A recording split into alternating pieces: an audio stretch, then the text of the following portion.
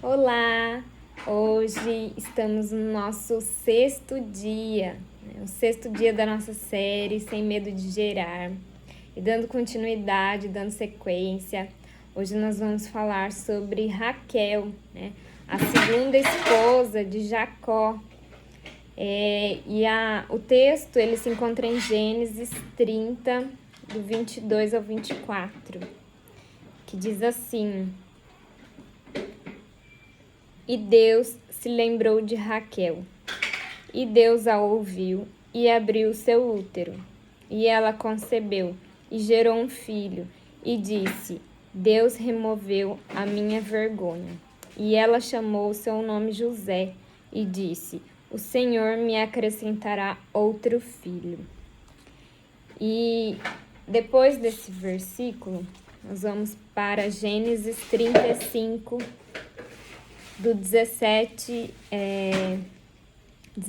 em diante, que vai dizer assim: E aconteceu que, quando ela estava com dificuldades no parto, a parteira lhe disse: Não temas, tu terás este filho também. E aconteceu que, enquanto sua alma partia, porque ela morreu, ela chamou seu nome de Benoni, mas seu pai o chamou de Benjamim. Através desse texto, eu pude aprender duas lições e é o que eu vou compartilhar com vocês hoje. O que nós vamos ver nessa história, eu tinha falado no vídeo anterior sobre Lia, Lia, ela tinha sido a primeira esposa de Jacó, mas Jacó ele amava mais Raquel, E ele também se casou com ela. E aí, Raquel, no início, ela tinha inveja de Lia, porque Lia, ela estava gerando filhos, para Jacó, e Raquel, ela era estéril.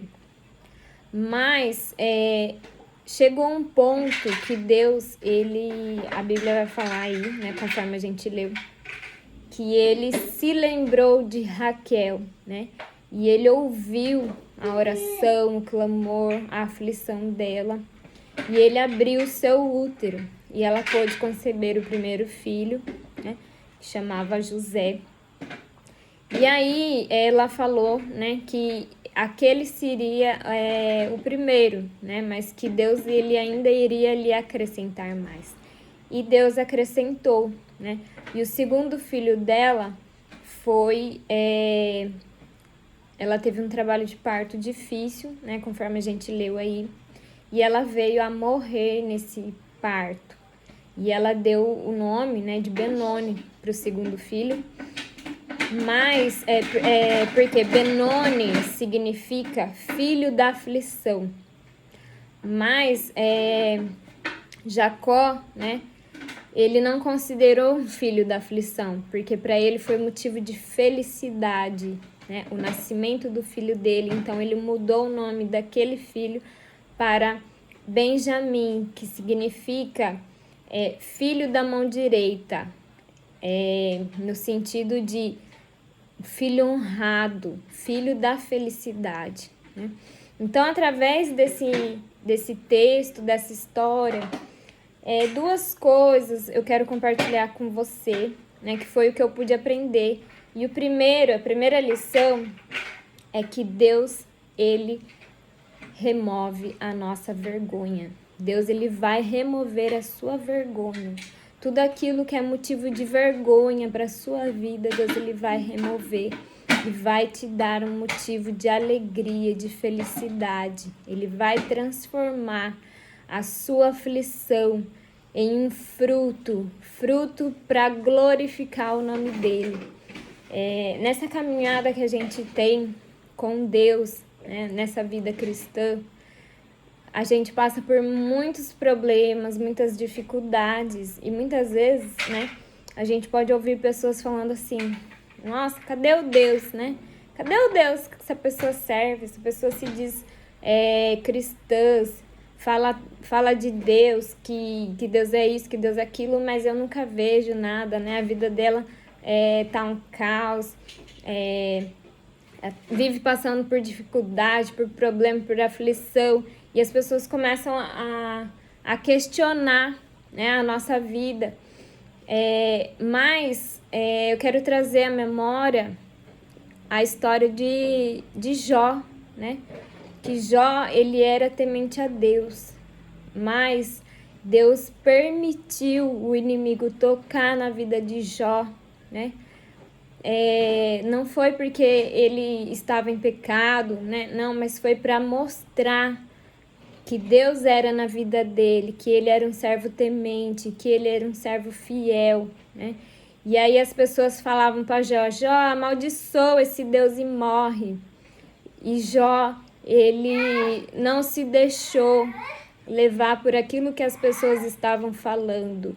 Jó, ele falou para as pessoas, nu eu vim a este mundo e nu eu vou voltar, né? Deus, ele me deu a vida e Deus, ele pode tirar. Tudo que eu tenho é dele. Então Jó, ele disse, né? Bendito é o nome do Senhor. Em momento nenhum, Jó, ele amaldiçoou, né, a Deus. Em nenhum momento ele questionou, né? Mas ele estava ali, fiel, temente a Deus, perseverando, e ele não desistiu, né? E assim eu também quero dizer para você, não importa o que você esteja passando, não importa as suas angústias, as suas aflições, não importa aquilo que as pessoas estão vendo e falando a seu respeito, importa aquilo que Deus, ele disse ao seu respeito, que ele vai mudar essa história. Assim como ele fez na vida de Jó, Deus, ele restituiu tudo aquilo que foi tirado pelo inimigo. Tudo aquilo que foi motivo de aflição, de angústia. Assim como Deus fez na vida de Raquel, né? O filho da aflição, mas ela gerou mesmo em meio à aflição. E Deus, ele transformou o nome dessa aflição em felicidade. Aquilo que seria motivo de aflição na sua vida vai ser motivo de felicidade. Então não desista, persevere, continue firme, tenha esperança, tenha fé, que Deus é contigo. E o segundo aprendizado que eu tenho através desse texto é quando a parteira diz, não temas, a sua hora vai chegar, né? Você terá esse filho.